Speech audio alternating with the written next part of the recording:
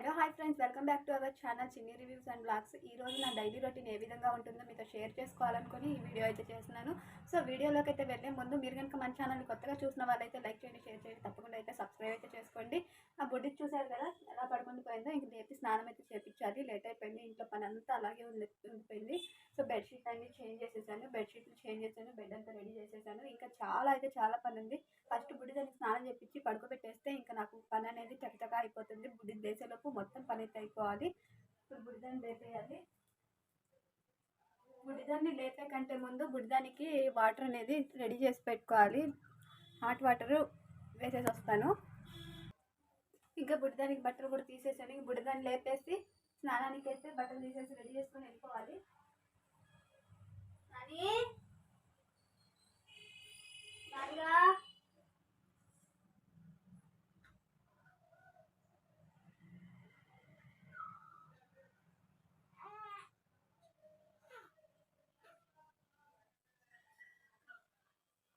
నిద్రలో ఉంది ఫుల్గా.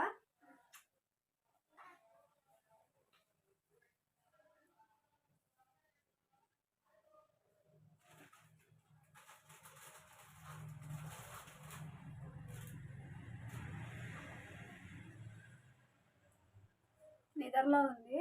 ఇంకా స్నానం చేసేటప్పుడు ఈయన లేస్తుంది, నిద్రపోతుంది కదా. ఇంకా లేపి స్నానం అయితే చేపించేస్తాను. స్నానం చేయించుకొని వచ్చి తీసుకొస్తాను. స్నానం చేసేసి అయితే వచ్చేసింది బుడ్డిది. ఇంకా రెడీ చేసేసుకోవాలి. వెంటనే పడుకుని పోతుంది. ఇప్పుడు స్నానం చేయించాను కదా, వెంటనే డ్రెస్ వేయగానే పడుకుని పోతుంది.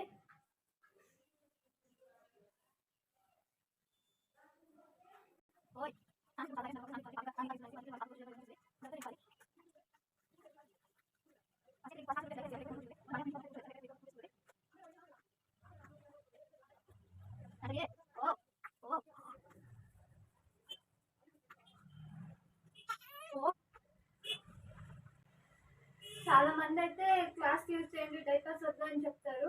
బట్ క్లాత్ యూజ్ చేస్తే ఏమవుతుందంటే పాస్ పోసేస్తూ ఉంటారు చిన్నపిల్లలు కాబట్టి 10 minutes ఒకసారి. దానివల్ల వాళ్ళకు తడిసిపోతుంది. మనం చూసుకొని చేంజ్ చేసుకోకపోతే అసలు నిద్ర కూడా పోరు. అదే డైపర్స్ వేసుకొని మనము చూసుకొని మోషన్కి వెళ్ళినప్పుడు చేంజ్ చేసుకుంటే అసలు ర్యాషెస్ అనేవి ఏమి ఉండవు. మనం అదే కాకుండా పౌడర్ అప్లై చేసేసుకుంటే అసలు ప్రాబ్లమే రాదు.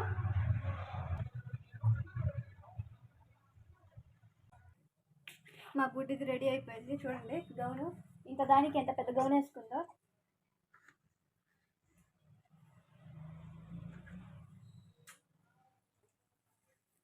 బుడ్డిది రెడీ అయిపోయింది. ఇయర్స్ క్లీన్ చేసేసుకోవాలి.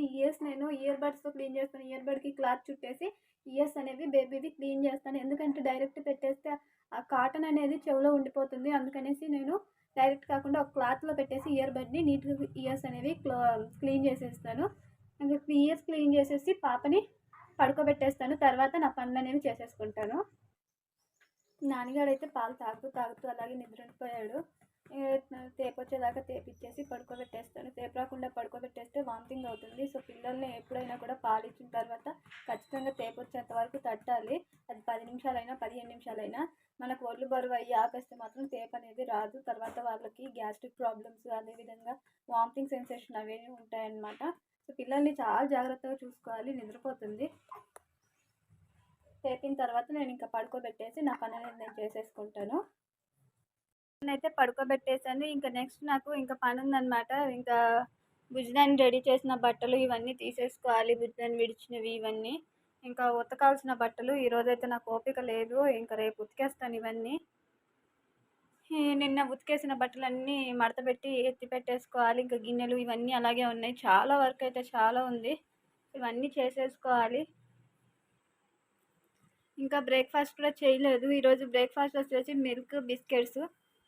సో బ్రేక్ఫాస్ట్ కూడా చేసేసుకోవాలి. ఇంకా ఉతకాల్సిన బట్టలు అన్నింటినీ ఈరోజు ఉతుకున్నాను కదా. సో కవర్లో పెట్టేసి పక్కన పెట్టేద్దాము. సో ఇక్కడ ప్లేస్ అయితే ఉండదు కాబట్టి నేను మొత్తం కవర్లో పెట్టేసి బట్టల్ని పక్కన పెట్టేస్తాను.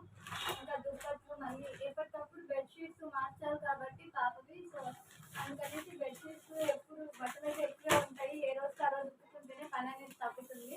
బట్ నాకు ఈరోజు ఓపిక లేదు. నైట్ అంతా మళ్ళీ బుడ్డికి నిద్రపోకుండా అలాగే ఏడిపించేసింది. ఇంకా అక్కడ మడత పెట్టి ఇక్కడ సర్దడం అదంతా ఎందుకులే అనేసి ఇక్కడే మడత పెట్టేసి ఇక్కడే పెట్టేద్దాం అనేసి ఇక్కడ పెట్టేసుకొని డైరెక్ట్ ఇక్కడే సర్దేసుకుంటున్నాను. ఇంట్లో ఒక్కళ్ళుండి ఆపరేషన్ అయిన తర్వాత సెక్షన్ తర్వాత ఒక్కళ్ళే మొత్తం పని చేసుకోవాలంటే చాలా అంటే చాలా కష్టం. ఎవరో ఒకరు హెల్ప్ అయితే ఉండాలి. సో ఏ హెల్ప్ లేకుండా చేయడం అంటే చాలా కష్టము. మనం వంగాలి, లెయ్యాలి, చాలా ట్రబుల్ అయితే ఉంటుంది. అది కాక హెడేక్, పిల్లల్ని స్నానం చేయించుకోవడానికి ఎవ్వరు తోడు లేకపోతే మాత్రం ఇంకా కష్టం అనమాట. వాళ్ళకి మనం ఒక్కళ్ళమే పట్టుకొని ఇప్పటికీ నేను బేబీకి పడుకోబెట్టి చేయించాను. స్నానం చేసుకున్నా పడుకోబెట్టి చేయించడం అంటే కుదరదు అనమాట. నీళ్ళు తాగేస్తుందేమో అని భయము. ఎంతసేపు కూర్చోబెట్టుకొని స్నానం చేపిస్తున్నాను. పిల్లలకైతే పడుకోబెట్టి స్నానం చేయించి ఒళ్ళు అలసిపోయేలాగా రుద్ది స్నానం చేయించుకోవాలి, లేకపోతే వాళ్ళు పడుకోరు. దానివల్ల చాలా ఇబ్బంది అయిపోతుంది. నైట్ అస్సలు బుద్ధి పడుకోదు. ఇంకా ఎలాగోలా స్నానం అయితే చేయించాలి కాబట్టి నేను కూర్చోబెట్టే నిదానంగా చేయించుకుంటున్నాను. ఇవన్నీ బుడిదాని పక్క కింద బట్టలు, ఇవన్నీ ఎప్పుడు నీట్గా వాష్ చేసి పెట్టుకోవాలి. బుడిదాని బట్టలు ఉతికేటప్పుడు మాత్రం అన్ని బట్టలకు నేను డెటాల్ అనేది యూజ్ చేస్తాను. డెటాల్ కంఫర్ట్ యూజ్ చేసినా కూడా అంత ఉండదు. డెటాల్ యూజ్ చేస్తే మనకు బట్టలు అనేవి నీట్గా ఉంటాయి. పాలు తాగుతుంది కదా, సో ఆ స్మెల్ అదేమీ లేకుండా నీట్గా ఉండిపోతాయి అనమాట. దుప్పట్లు అన్నిటికీ నేను డెటాల్ అనేది వేసేస్తాను. సో నిన్న చాలా బట్టలు ఉన్నాయి. ఇవన్నీ ఉతికేసరికి నా నడుము ఎనస్థిషియా ఇచ్చారు కదా, అది ఇంకా పెయిన్ ఎక్కువైపోయి ఉంటుంది. భలే అస్సలు పడుకొని కూడా కుదరదు.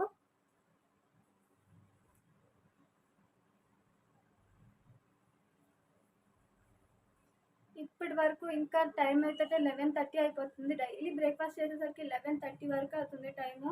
లంచ్ వచ్చేసి ఆఫ్టర్నూన్ 3:30 అలా చేసేస్తున్నాను. అస్సలు టైమే సెట్ అవ్వట్లేదు నా లంచ్కి, బ్రేక్ఫాస్ట్కి. నైట్ డిన్నర్ అయితే 10:30, 11 అయిపోతుంది డిన్నర్ చేసేసరికి. ఒక్కొక్కసారి అయితే అలసిపోయి అలాగే పడుకుని పోతున్నాను.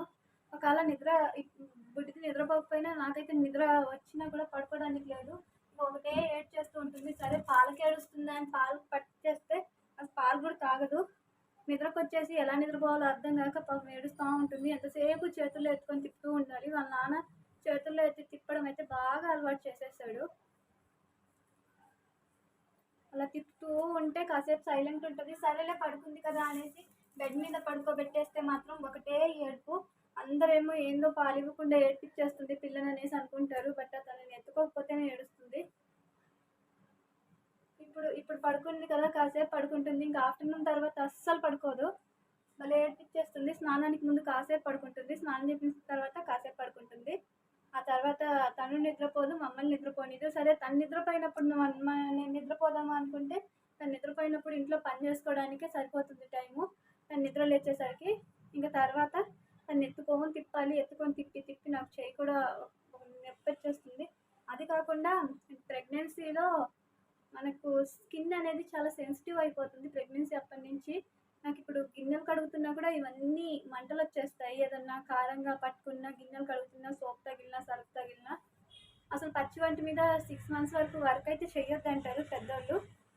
నాకు తప్పదు కాబట్టి నేను డెలివరీ అయిన సెకండ్ డే నుంచే నేను వర్క్ చల్లనీళ్ళల్లో చేతులు పెట్టడం అలా చేసుకుంటూ వచ్చాను. ఎందుకంటే హెల్ప్ చేసే వాళ్ళు ఎవరు లేరు కాబట్టి బేబీని తీసుకొని నేనే చేసుకున్నాను. ఆ సెకండ్ డే అయితే అసలు హెల్పర్స్ ఎవరు లేరు. అస్సలు లేయలేకపోయాను. సెకండ్ డే అస్సలు లేయలేరనమాట నైట్.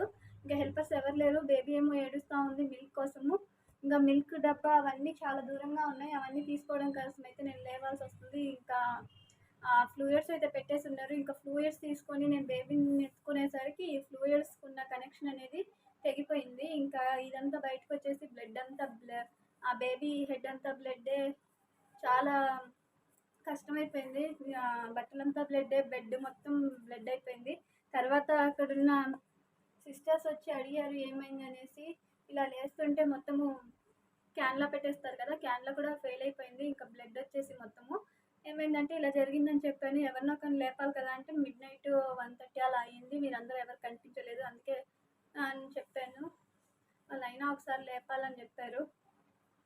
అంత కష్టపడ్డాను. తర్వాత నుంచి ఇంకా నేను నడవడము మెల్లమెల్లగా second day night third day నుంచి ఇంకా మెల్లమెల్లగా నేనే లేచి మొత్తం వర్క్ అయితే చేసుకుంటున్నాను. బేబీకి డ్రెస్సింగ్ చేయడము, డైపర్స్ చేంజ్ చేసుకోవడము, బట్టలు వేసుకోవడము, అదేవిధంగా నా పనులు నేను చేసేసుకుంటూ ఉన్నాను. అలా ప్రెగ్నెన్సీ తర్వాత డెలివరీ తర్వాత ఆ విధంగా అయితే గడిచింది. 10 days ఉంచారు హాస్పిటల్లో. 10 days తర్వాత ఇంటికైతే వచ్చాను. ఇంటికి వచ్చినప్పటి నుంచి బట్టలు ఫుడ్ అయితే ఎలాగో జరిగిపోతుంది. ఇంకా మిగిలిన పనులన్నీ నేనే చేసుకోవాలి కాబట్టి మా హస్బెండ్ ఒక 2-3 days అయితే చేసాడు. తర్వాత సైలెంట్ అయిపోయాడు. కూడా అంత వర్క్ చెప్పడం మంచిది కాదు. వాళ్ళకి విసుగొచ్చేస్తుంది. ఆడవాళ్ళం మనమే ఒకసారి విసుక్కుంటాము. వర్క్ ఎక్కువైపోయి ఇంకా వాళ్ళు ఏం చేస్తారు అనేసి తనకి చెప్పడం మానేసి నేనే వర్క్ అయితే మొత్తం చేసేసుకుంటాను. చిన్న చిన్న పనులు ఏమన్నా ఉంటే చెప్పేస్తాను. అది కూడా చాలా లేట్గా, అంటే ఇప్పుడు నేను ఒక వర్క్ చెప్పినా తను ఎప్పుడో చేస్తాడనమాట. తనకు చెప్పి చెప్పి నాకు నోరు నొప్పి రావడం ఎందుకు అనేసి నేనే ఆ వర్క్ కూడా నేనే చేసేసుకుంటాను. మొత్తంగా అయితే బట్టలన్నీ మడత పెట్టేసి తీసేసాను.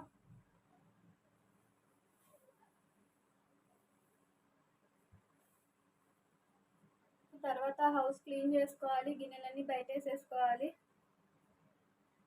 డైలీ ఎంత పని చేసినా కూడా మనకు ఇంకా చేస్తుంటే పని అనేది వస్తూనే ఉంటుంది. టైం అయితే అస్సలు సరిపోదు. ఇంకా వంట చేసుకోవట్లేదు కాబట్టి ఇంక టైం సేవ్ అవుతుంది. ఇంకా వంట స్టార్ట్ చేస్తే అసలు కొంచెం కూడా టైం అనేది ఉండదు. వంట కూడా స్టార్ట్ చేసేసుకోవాలి. ఎన్ని రోజులు పక్కన వాళ్ళ మీద డిపెండ్ అయిపోతాము. అందుకనేసి ఇంకా వంట కూడా స్టార్ట్ చేసుకోవాలి ఏదో ఒక రోజు నుంచి.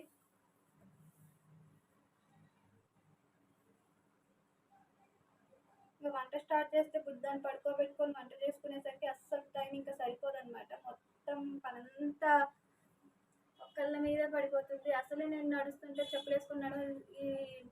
మనకి కింద టైల్స్ అయితే చాలా చల్లగా తగులుతున్నాయి. కాళ్ళకి జివ్వు అని పెయిన్ వస్తుంది. ఆ పెయిన్ మనకు హెడ్ వరకు కొడుతుంది అనమాట. కాళ్ళు తగలంగానే ఇప్పుడు బుడదాన్ని పడుకోబెట్టి స్నానం చేపిస్తాను కదా, కాలు చాపుకొని, ఆ కాలు చాపుకున్నప్పుడు అయితే అసలు చాపుకోలేకపోతున్నాను. కాళ్ళు పాదాల దగ్గర అయితే ఫుల్ పెయిన్ వచ్చేస్తుంది. ఎక్కడ బుడిదాన్ని పడేస్తాను అనేసి భయం వేస్తుంది నాకు స్నానం చేపించేటప్పుడు. చాలా రిస్క్స్, కాంప్లికేషన్స్ అనేవి ఉంటాయి. సి సెక్షన్ తర్వాత చాలా జాగ్రత్తగా ఉంటామని చెప్తారు. మనం మొత్తంగా ఇప్పుడు సి సెక్షన్ జరిగిన తర్వాత సూచర్స్ అనేవి మనకు 9 daysకి రిమూవ్ చేస్తారు. రిమూవ్ చేసిన తర్వాత అవి పైన ఉన్న సూచర్స్ మనకు లోపల సూచర్స్ ఉంటాయి అన్నమాట. అవి చాలా నొప్పిగా 7 layers ఉంటాయి. 7 layersకి సూచర్స్ అనేవి వేస్తారు. అవి మొత్తం మనకు ఆరిపోవాలంటే చాలా టైం పడుతుంది. ఇంకా అది మనకు 6 months 7 months, ఇంకా కొంతమందికి అయితే లైఫ్ లాంగ్ అనేది ఆ పెయిన్ అనేది భరించాలి. మనకు ఏదైనా ఫీవర్ వచ్చినా, బాడీ పెయిన్స్ వచ్చినా కూడా ఆ సూచర్స్ దగ్గర ఒక రకంగా పెయిన్ అనేది వస్తుంది, జూ అని లాగుతున్నట్టు. అదేవిధంగా ఎనస్థీషియా ఇస్తారు కదా, ఆ ఎనస్థీషియా ఇచ్చిన చోట కూడా బ్యాక్ ఫుల్ పెయిన్ వచ్చేస్తుంది. అసలు తట్టుకోలేము. ఇవన్నీ భరిస్తేనే తల్లవుతారు. చెప్తారు కదా, తల్లవ్వడం అంటే మళ్ళీ చచ్చి మళ్ళీ పుట్టడం అనేసి. మరొక జన్మే నిజంగా తల్లికి. ఎంత కష్టపడి బేబీకి జన్మనిచ్చిన తర్వాత కూడా ఆ బేబీని ఒక ఏజ్ వచ్చే వరకు అయితే జాగ్రత్తగా చూసేసుకోవాలి. బట్టలు మడత పెట్టి మొత్తం సర్దేశాను. ఇంక నెక్స్ట్ హౌస్ అయితే క్లీన్ చేసేసుకుంటాం. ఇది చూడండి ఎలా బొజ్జుని పోయిందో. లేసేస్తుంది, మళ్ళీ త్వరగా పని చేసుకోవాలి. నైట్ రిమూవ్ చేశాను కదా ఆ డైపర్స్, అలాగే మిల్క్ ఇచ్చాను కదా ఫీడింగ్ బాటిల్ అనమాట. ఇవన్నీ క్లీన్ చేసి పెట్టుకోవాలి. ఇవన్నీ వచ్చేసి నిన్న కడిగిన గిన్నెలు. ఇవన్నీ కూడా మనం సర్దేసుకొని తర్వాత నెక్స్ట్ ఆ ఇల్లు అనేది క్లీన్ చేసేసుకుంటే సగం పని అయిపోయినట్టే. చెప్పాను కదా నిన్న ఇదంతా డర్టీగా ఉంది, వాష్ చేసి పెట్టేసుకుంటాను అనేసి. నిన్న వాష్ చేసి అయితే పెట్టేశాను. మొత్తం కరెక్ట్గా ఆర్గనైజ్ చేసి అయితే పెట్టాలి. ప్లేట్లు ఇవన్నీ కడిగిన సామాన్లు అనేసి సర్దేయాలి. ఎంత సర్దినా కూడా మా హస్బెండ్ వచ్చి అవన్నీ లాగేస్తాడు. ఎలా అయితే అలా అయిపోతాయి మొత్తం. ఇంకా అలాగే ఫీడింగ్ బాటిల్స్ కూడా కడిగేసి పెట్టుకోవాలి. కడిగి మొత్తం వేడి బాగా ఉడికించి పెట్టుకోవాలి. లేకపోతే ఫీడింగ్ ఇచ్చినప్పుడు వామిటింగ్ అయిపోతుంది, వాళ్ళకి డైజెస్ట్ అవ్వదు. తర్వాత ఫర్దర్గా ప్రాబ్లమ్స్ అయితే వస్తాయి.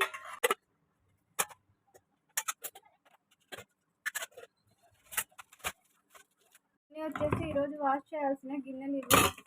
అన్నీ తీసి పెట్టేసుకుంటాను ఒకేసారి. మధ్యాహ్నం తిన్న తర్వాత లంచ్ అయిపోయిన తర్వాత వాష్ చేసేస్తాను.